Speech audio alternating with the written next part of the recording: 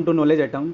आज हम डिस्कस करेंगे ह्यूमन डाइजेस्टिव सिस्टम के बारे में, यानी कि ह्यूमन बॉडी के अंदर किस तरीके से खाना पचता है, किस तरीके से डाइजेस्ट होता है, जो फूड होता है वो कौन से पाथ से होकर गुजरता है, और कौन सा ऑर्गेन या फिर कौन सा ग्लैंड क्या प्रोवाइड करता है ताकि खाना इजीली डाइजेस्ट हो सके। राइट। तो हम इसको एक वन बाय वन करके सारे ऑर्गेन को डिस्कस करेंगे एकदम इजी वे में, ताकि आप एग्जाम में कोई भी क्वेश्चन आ जाए आप इसको इजीली टैकल कर पाओ। आप सभी को अपने स्क्रीन पे ये ह्यूमन बॉडी दिख रही होगी। राइट। तो अब हम इसको देखते हैं डाइजेस्टिव सिस्टम के बारे में। तो देखिए डाइजेस्टिव सिस्टम में क्या चीज़ें होती हैं, इसको एक बार मैं सेट कर लेता हूँ ताकि आपको इजीली समझा सकूँ। तो देखिए, सबसे पहले हम बात करते हैं कि कैसे फूड को हम इनटेक करते हैं, यानी कि आपको ये जो दिख रहा है यहाँ पे, राइट गाइज। तो जो आपको ये ओरल कैविटी दिख रही है ना, यहाँ पे क्या होता है, हमारा माउथ जिसके थ्रू हम क्या फूड को इनटेक करते हैं।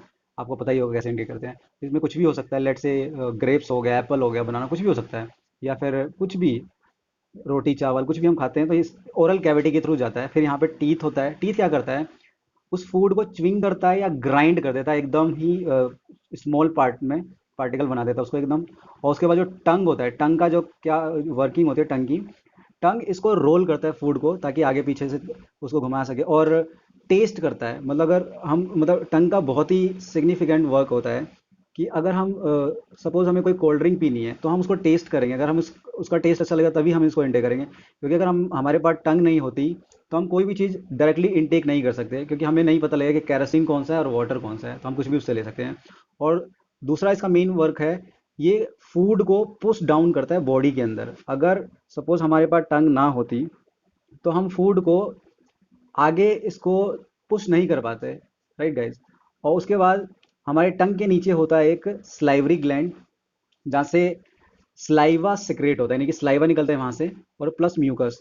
वो उसका क्या वर्क होता है म्यूकस का, और ये जो स्लाइवरी ग्लैंड से जो स्लाइवा निकलता है वो स्टार्च को एक सिंपल शुगर में चेंज कर देता है गाइज। राइट। उसके बाद जब हम फूड को च्विंग करते हैं, ग्राइंड करके स्लाइवा उसमें मिक्स करके, मतलब फूड को हमने शुगर, एक सिंपल शुगर में चेंज कर दिया, उसके बाद वो जाता है हमारे एसोफेगस में। यानी आपको एक डक्ट टाइप का दिख रहा होगा, आपको एक ट्यूब दिख रही होगी आपको, ये एसोफेगस इसको बोलते हैं हम। Right guys. तो एसोफेगस में फूड मूव करता है, और इस जो आपको नली टाइप यानी ये ट्यूब टाइप की जो शेप दिख रही है इस एसोफेगस में, तो फूड जिस तरीके से जाता है ना, तो ये होता क्या है सिंपली, पहले तो ये ऐसे एक्सपेंड होगा। अगर फूड इसके अंदर, यहाँ से हमने खाया और ये गया यहाँ पे फूड, तो ये जो ट्यूब है यानी कि जो डक्ट है ये पहले एक्सपेंड होगा, फिर उस फूड को क्या करेगा, ये इसको प्रेशर करेगा यानी कॉन्ट्रैक्ट करेगा उसको। तो इस तरीके से फूड क्या है, धीरे धीरे धीरे धीरे नीचे जाता है। Right guys. इस तरीके से ये फूड जाता है ना, इस मूवमेंट को हम कहते हैं पेरिस्टेलिक मूवमेंट गाइस। यानी कि फूड सपोज हमारे यहाँ पे माउथ में था, उसके बाद हमने च्यूइंग किया, उसके बाद इस डक्ट में गया। डक्ट यानी कि एसोफेगस, ये जो नली दिख रही है इसको डक्ट कहते हैं हम एक साइंस की लैंग्वेज में। तो फूड सपोज यहाँ गया, तो ये कभी कॉन्ट्रैक्ट हो रहा है, कभी एक्सपैंड हो रहा है, जो ये ट्यूब है हमारी, डक्ट है जो एसोफेगस है। और इस तरीके से फूड धीरे धीरे नीचे मूव करेगा, यानी इस मूवमेंट को ही हम कहेंगे पेरिस्टेलिक मूवमेंट। राइट। फूड, जो फूड होता है वो एसोफेगस से पास होता हुआ पहुंचता है कहाँ पे, स्टमक में। देखिए स्टमक यहाँ पे आपको जैसे नजर आ रहा होगा, ये है, ये वाला पोर्शन जो है स्टमक, यानी कि फूड माउथ से होकर सीधा डक्ट्स के थ्रू, ये डक्ट के थ्रू यहाँ पे कहाँ पहुंचा, स्टमक में। अब स्टमक में देखिए क्या होता है, स्टमक में ग्लैंड्स होते हैं। ग्लैंड्स यानी कौन से ग्लैंड्स होते हैं, गैस्ट्रिक ग्लैंड। ऐसे गैस्ट्रिक ग्लैंड जो गैस्ट्रिक जूस प्रोवाइड करते हैं। तो यहाँ पर ना तीन टाइप्स के जूस निकलते हैं, मतलब सेक्रेट होते हैं फूड को, मतलब ये देते हैं स्टमक से। तीन टाइप के जूस निकलते हैं यहाँ पे। पहला होता है पेप्सिन, दूसरा HCl, और म्यूकस। पेप्सिन जो होता है वो क्या है, पेप्सिन एक एंजाइम्स है जो प्रोटीन को ब्रेक कर देता है, यानी हमारे फूड में अगर प्रोटीन होता है उसको ब्रेक डाउन कर देगा ताकि हमारी हमारी बॉडी उसको एब्जॉर्ब कर सके। और जो दूसरा जूस होगा HCl, HCl क्या करेगा, एक एसिडिक मीडियम प्रोवाइड करेगा इस पूरे स्टमक के अंदर, ताकि फूड में अगर कोई जर्म्स है, बैक्टीरिया है, तो उसको किल कर दे। Right gas. और तीसरा होता है म्यूकस। म्यूकस क्या करता है, स्टमक के अंदर जो इनर लाइनिंग होती है ना, उसको क्या करता है, ये एक प्रोटेक्शन प्रोवाइड करता है। Right guys. फूड जब स्टमक में पहुंचता है उसके बाद ये एंटर करता है स्मॉल इंटेस्टाइन में। देखिए स्मॉल इंटेस्टाइन में अब क्या होता है, अब इसके बारे में पढ़ते हैं। देखिए स्मॉल इंटेस्टाइन में जब फूड एंटर करता है तो वहां पर एंजाइम निकलते हैं। देखिए जैसे कि स्टमक में था तो वहां पे एक एंजाइम निकला था पेप्सिन, जो क्या कर रहा था, प्रोटीन को ब्रेक डाउन कर दे रहा था। उसी तरीके से यहाँ पे भी जो ये स्मॉल इंटेस्टाइन है, इसके अंदर भी कुछ एंजाइम्स निकलते हैं। इन एंजाइम्स को हम बोलते हैं इंटेस्टाइनल एंजाइम्स, बिकॉज ये स्मॉल इंटेस्टाइन में निकले हुए हैं। इसलिए जैसे कि कोई इंडिया से बिलोंग करता है तो हम उसको इंडियन कहते हैं, उसी तरीके से यहाँ पे क्या है, जो स्मॉल इंटेस्टाइन यानी कि इंटेस्टाइन से जो एंजाइम्स निकलते हैं उसको हम बोलते हैं इंटेस्टाइनल एंजाइम्स। और इसका क्या काम है, जो स्मॉल इंटेस्टाइन वाला एंजाइम है वो क्या करता है, कार्बोहाइड्रेट को ग्लूकोज में चेंज कर देगा। अगर हमारे फूड में कार्बोहाइड्रेट है तो वो ग्लूकोज में चेंज कर देगा। अगर फैट है, हमारे फूड में होता है ना, अलग अलग चीजें होती है, कार्बोहाइड्रेट्स होते हैं, फैट्स भी होते हैं, प्रोटीन भी होते हैं, तो फैट को क्या करेगा, वो फैटी एसिड में प्लस ग्लाइसेरोल में चेंज कर देगा। और अगर हमारे फूड में प्रोटीन है तो प्रोटीन को ये डायरेक्टली किस में चेंज कर देगा, एमिनो एसिड में गाइस। स्मॉल इंटेस्टाइन के पास एक फिंगर लाइक स्ट्रक्चर, कुछ एक ऑर्गेन होता है, उसको हम कहते हैं विली या फिर विलाय कह सकते हैं उसको, राइट गाइस, विली। ये क्या करता है, इसका काम है, ये जो फूड एब्जॉर्बेबल होगा ना, जिसको हम मतलब ले सकते हैं, तो वो क्या करेगा, ये हेल्प कराएगा उस फूड को एब्जॉर्प्शन कराने में, किसमें, ब्लड के अंदर इसको एब्जॉर्ब करवा देगा गाइस। स्मॉल इंटेस्टाइन के साथ विलाय होता है और उसी के साथ एक अटैच होता है पेनक्रियाज। पेनक्रियाज आपको इसमें दिख रहा होगा येलो टाइप का, आपको मैं जूम करके दिखा रहा हूँ, देखिए जो आपको येलो इस टाइप का है, इसका जो ये क्या है, ये जस्ट स्टमक और स्टमक के नीचे है, और ये स्मॉल इंटेस्टाइन से जस्ट पहले है, ताकि ये स्मॉल इंटेस्टाइन को क्या प्रोवाइड करे, एक जूस, यानी कि इसमें से जो जूस निकलता है, यानी कि पेनक्रियाज में से जो जूस निकलता है उसको हम बोलते हैं पेनक्रियाटिक जूस, क्योंकि पेनक्रियाज में से निकला हुआ है, राइट गाइज। तो ये पेनक्रियाटिक जूस कौन से होते हैं, ये होता है ट्रिप्सिन, और दूसरा होता है लिप्से, यानी लिपासे कह सकते हैं या लिप्से, जो भी कह सकते हैं आप, ठीक है। तो जो ट्रिप्सिन की जो वर्किंग है वो क्या करता है, प्रोटीन होगा ना अगर हमारे फूड में, तो प्रोटीन को ये पेप्टोन में चेंज कर देगा। और लिपासे क्या करेगा, वो फैट्स को लिपिड्स में चेंज करेगा। ये क्या है, फैट्स लिपिड्स में जब चेंज हो जाता है तो ये हमारी बॉडी उसको इजिली एब्जॉर्ब कर लेती है गाइज। और उसके साथ एक होता है स्मॉल इंटेस्टाइन के जस्ट ऊपर और पेनक्रियाज के जस्ट ऊपर होता है एक लीवर, राइट गाइज, जो आपको दिख रहा होगा इसमें रेड कलर का, देखिए गाइज। तो यहाँ पे क्या होता है, देखिए लीवर की जो वर्किंग है, लीवर में एक बाइल होता है, राइट गाइज। ये बाइल क्या करता है, एक सेकेंड, देखिए ये है हमारा लिवर, लिवर के अंदर होता है बाइल। बाइल क्या करता है, जो लार्ज फैट ग्लोबुलस होते हैं ना, उसको एमल्सिफाई करता है, यानी कि उसको तोड़कर स्मॉल फैट ग्लोबुलस में चेंज करता है गाइस। यानी कि मैं फिर से बताता हूँ, देखिए जो लार्ज फैट ग्लोबुलस होते हैं उसको ब्रेक करके स्मॉल फैट में चेंज करता है, यही वर्किंग होती है लिवर की।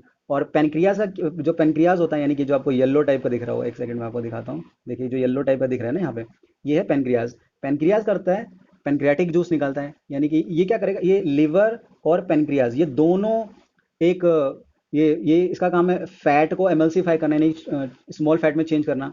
और पेनक्रियाज क्या करेगा, पेनक्रियाटिक जूस रिलीज करेगा, किसके अंदर, स्मॉल इंटेस्टाइन के अंदर। ये दोनों क्या करते हैं, लिवर और पेनक्रियाटिक जो जूस होते हैं वो सारे कहाँ जाएंगे, ये जाएंगे हमारे स्मॉल इंटेस्टाइन में, ताकि फूड को अच्छी तरीके से डाइजेस्ट कर सके गाइस।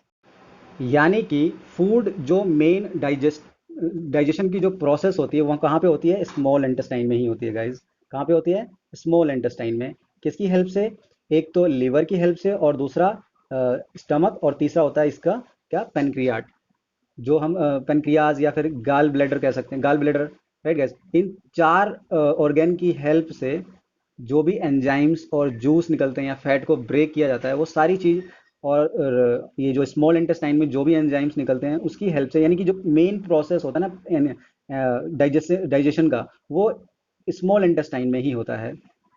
जब फूड पूरी तरीके से डाइजेस्ट हो जाता है, यानी कि वो उस फॉर्म में आ जाता है ताकि हमारी बॉडी उसको एब्जॉर्ब कर सके, तो स्मॉल इंटेस्टाइन के बाद ये पहुंचता है लार्ज इंटेस्टाइन में, राइट गाइस। आपको इस फिगर में नज़र आ रहा होगा आपकी स्क्रीन पे कि कैसे होता है, ये देखिए लार्ज इंटेस्टाइन है। यहाँ पे क्या होता है, जितना भी एक्सेस वाटर होता है या फिर जो भी मटेरियल एब्जॉर्बेबल है, वो इस लार्ज इंटेस्टाइन के थ्रू एब्जॉर्ब कर लिया जाता है। और जो भी वेस्ट मटेरियल हो जाता है, रेस्ट बच जाता है, वो क्या हो जाता है, एनस, यानी आपको दिख रहा होगा ये एक सेकंड में आपको दिखाता हूँ, देखिए जो ये रेक्टम है ना, रेक्टम लिखा हुआ है, इसके थ्रू, और इसके जस्ट नीचे होता है एनस, उसके थ्रू ये रिमूव आउट कर दिया जाता है गाइज, राइट। यानी कि बाहर निकाल दिया जाता है जो भी वेस्ट मटेरियल होता है। तो आपको मैं फिर से बताता हूँ, देखिए होता क्या है, एक बार मैं सेट कर लेता हूँ फिर आपको बताता हूँ, देखिए सबसे पहले फूड कहाँ पे जाता है? हमारे ओरल कैविटी यानी कि माउथ में, जहाँ पे टीथ है, टंग है, वो फूड को पहुंचाते हैं। कहाँ पे पहुंचाते हैं? ये पहुंचाते हैं एसोफेगस के अंदर। Right guys? एसोफेगस क्या होता है? एक डक्ट होता है, यानी कि एक नली, एक ट्यूब टाइप की होती है, वहाँ पे फूड पहुंचता है, वहाँ पे एक मूवमेंट होती है जो एग्जाम में काफ़ी पूछी जाती है, उसको बोलते हैं पेरिस्टेलिक मूवमेंट। देन वो पहुंचता है स्टमक में। देखिए स्टमक कहाँ पे होता है? एसोफेगस के जस्ट नीचे, देखिए ये है। बाकी चीज़ों को मैं हाइड कर देता हूँ, ये है स्टमक। उसके बाद फूड कहाँ पे पहुंचता है? स्मॉल इंटेस्टाइन में, देखिए। और स्मॉल इंटेस्टाइन में एंजाइम्स निकलते हैं। कौन सा एंजाइम्स निकलता है? पेप्सिन। और एक गैस होती है HCl, और म्यूकस निकलता है। म्यूकस क्या करता है? जो उसके स्टमक के अंदर जो निकलता है, क्या निकलता है? म्यूकस। वो स्टमक को प्रोटेक्ट करके रखता है, उसकी इनर लाइनिंग को। और जो पेप्सिन निकलता है, स्टमक को क्या करके रखता है? स्टमक की अभी मैं बात कर रहा हूँ, तो देखिए HCl जो होता है वो बैक्टीरिया जितने भी होते हैं ना फूड के अंदर, उसको क्या करता है? किल कर देता है। और पेप्सिन जो एंजाइम्स होता है स्टमक के अंदर, वो प्रोटीन को ब्रेक डाउन कर देता है। और साथ ही में क्या होता है? लीवर, लीवर और गैल ब्लैडर, इनका काम क्या है? ये करते हैं, एक बाइल जो निकालते हैं यहाँ से। एक बाइल होता है इसके अंदर, एक गैल ब्लैडर होता है। उसकी जो वर्किंग है, वो लार्ज फैट को इमल्सिफाई करते हैं स्मॉल फैट ग्लोबुलस में। राइट? और उसके नीचे होता है पेनक्रियाज। पेनक्रियाज क्या करता है? पेनक्रियाटिक जूस प्रोवाइड करता है ट्रिप्सिन और लिपा से। ट्रिप्सिन प्रोटीन को पेप्टोन में चेंज करता है, और लिप से जो होता है वो फैट को लिपिड्स में चेंज करता है, और उसके बाद ये भेज देते हैं कहाँ पे? स्मॉल इंटेस्टाइन में। Right guys? तो ये प्रोसेस होता है। और स्मॉल इंटेस्टाइन में जाने के बाद पता ही होगा आपको, वहाँ पे क्या होता है? कार्बोहाइड्रेट अगर हमारे फूड में है तो कार्बोहाइड्रेट ग्लूकोज में चेंज हो जाएगा। राइट? क्योंकि स्मॉल इंटेस्टाइन में ऐसे एंजाइम्स होते हैं, इसको हम बोलते हैं इंटेस्टाइनल एंजाइम्स। ये क्या करते हैं? कार्बोहाइड्रेट अगर होगा हमारे फूड में तो ग्लूकोज में चेंज कर देगा, और फैट होगा अगर हमारे फूड में तो उसको फैटी एसिड प्लस ग्लाइसेरोल में चेंज कर देगा।